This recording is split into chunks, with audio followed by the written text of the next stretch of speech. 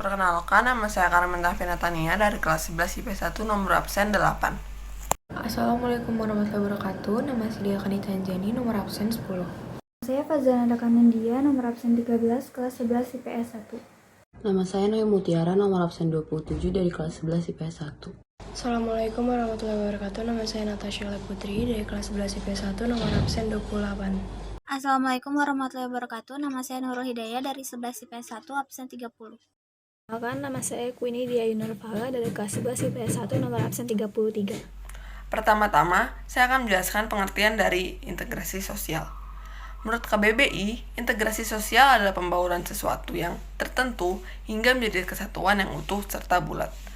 Secara umum, integrasi sosial adalah proses penyesuaian unsur-unsur yang berbeda dalam masyarakat sehingga menjadi satu kesatuan. Pengertian integrasi sosial menurut para ahli. Menurut Hendra Puspito, integrasi sosial adalah suatu kondisi kesatuan hidup bersama dari aneka satuan sistem sosial, budaya, kelompok-kelompok etnis, dan kemasyarakatan untuk berinteraksi dan bekerja sama.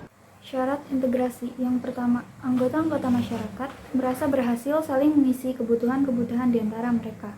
Yang kedua, masyarakat berhasil menciptakan kesepakatan bersama mengenai norma dan nilai-nilai sosial yang dilestarikan dan dijadikan pedoman. Yang ketiga, norma dan nilai-nilai sosial berlaku cukup lama, tidak mudah berubah, dan dijalankan secara konsisten. Faktor yang mempengaruhi integrasi sosial yang pertama adalah homogenitas kelompok. Jadi, jika suatu kelompok masyarakat itu tingkat kemajemukannya rendah atau sifat masyarakat itu homogen, maka tingkat integrasi sosial bisa lebih cepat tercapai dibandingkan dengan masyarakat yang beragam atau heterogen. 2. Besar kecilnya kelompok, umumnya tingkat kemajemukan anggota relatif rendah sehingga integrasi sosialnya lebih mudah tercapai. Disebabkan hubungan sosial antara anggotanya terjadi secara intensif. Demikian penyesuaian atas perbedaan-perbedaan dapat lebih cepat dilakukan. Sebaliknya, dalam kelompok besar tingkat kemajemukannya relatif tinggi, sehingga integrasi sosial akan lebih sulit dicapai. Selanjutnya ada mobilitas geografis. Anggota kelompok yang baru datang harus menyesuaikan diri dengan identitas penduduk asli.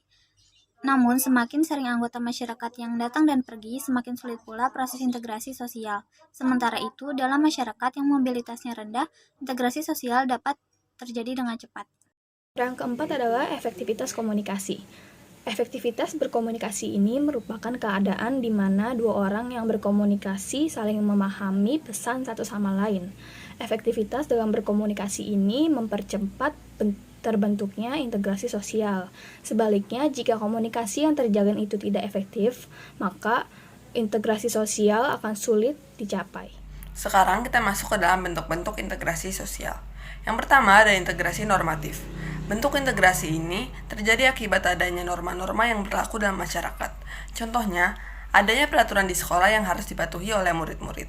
Dan yang kedua, ada integrasi fungsional. Integrasi ini terbentuk karena adanya fungsi-fungsi dalam masyarakat.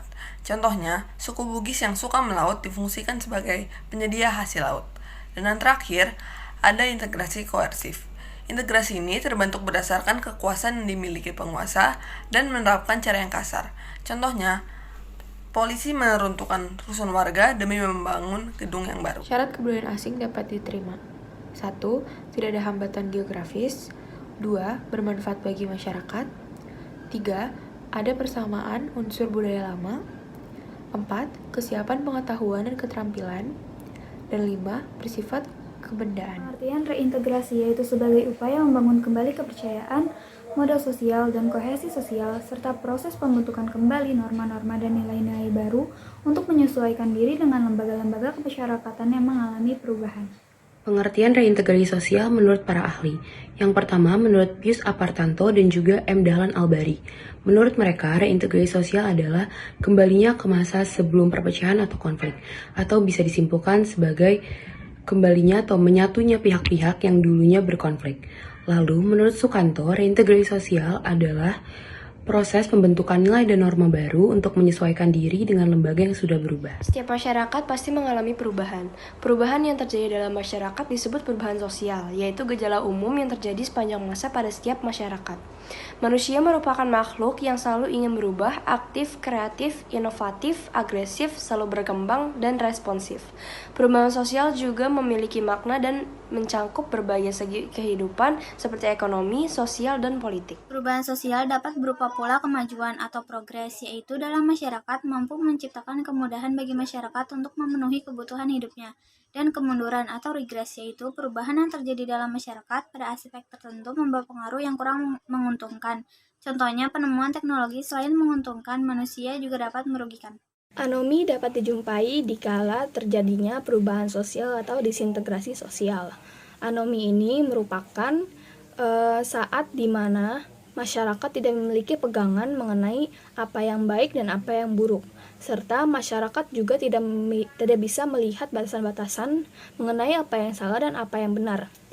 Hal tersebut dapat berakibat pada ketidakmampuan masyarakat untuk mengukur tindakan-tindakannya. Terima kasih.